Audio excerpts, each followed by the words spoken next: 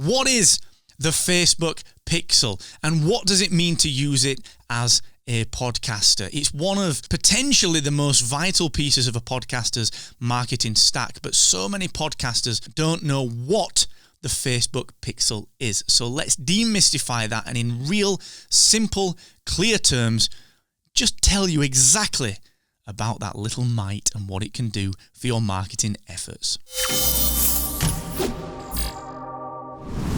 So, Facebook, as we know, one of the world's biggest websites, if not the world's biggest when it comes to user base and, of course, data collected. That has always been Facebook's play ever since, I want to say from day one, but certainly from day 2 and day 3 when it realized the potential of the data that it was storing. We put in information about what we like, what we dislike. Facebook tracks things that we click, things that we engage with, things that we watch, things that we enjoy, things that maybe we don't like. It tracks our sentiments, tracks who we interact with and when we do our interactions. In short, Facebook is tracking everything that we do. In particular, when we log in with Facebook and then don't log out, what happens is that if an external website like your website has the Facebook Pixel installed, we can track what happens on that website as well, not just on Facebook, because we're logged in. We're logged into Facebook on our browser, and the Pixel then tracks everything else that we do. Now, it's kind of terrifying, and I know there's a little bit of privacy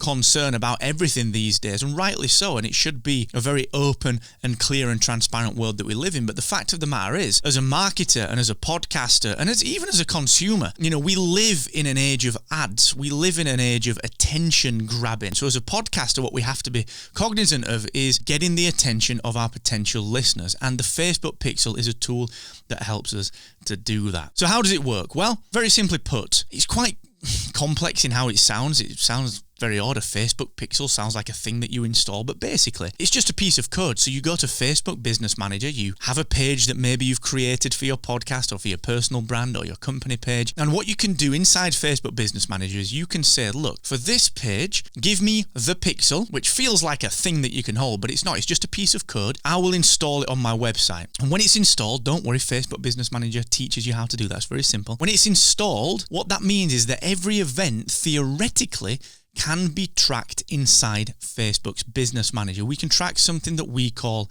events. And events are just things that people do. They're not events in the traditional Facebook sense, which is, I'm going to an event near me. It's a gig or it's a show or a theatre event. No. That's not what we're talking about when we say events in the context of a Facebook Pixel.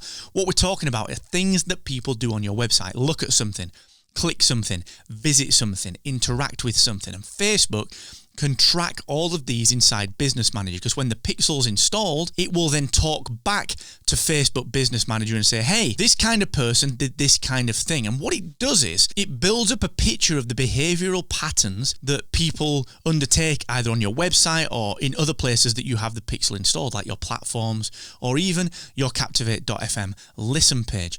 Now, what's really cool about this and the power of Facebook really comes into play when we can start to then build audiences around those events. Or we can build people that look like people that might undertake these events. So as an example of this, we can do something, and it's by no means the only thing that we can do, but we can do something called retargeting, where we could say, look, if someone visits this page on my website and clicks this button, we can detect that with the Pixel. So Facebook, I want you to show them ads for this thing that are related to the thing that they've clicked. A specific example of this. Let's assume that you have a lead magnet on your website and you say to someone, go ahead and click this lead magnet. They go to the web page that you have your lead magnet on. And on that page, you've got a button that says click here to download. And when they click that, it opens up a form for their email address. But they don't quite finish putting their email address in. They drop out at that point. But they've clicked the button to open the form. That is an event that we can track in Facebook using the Pixel.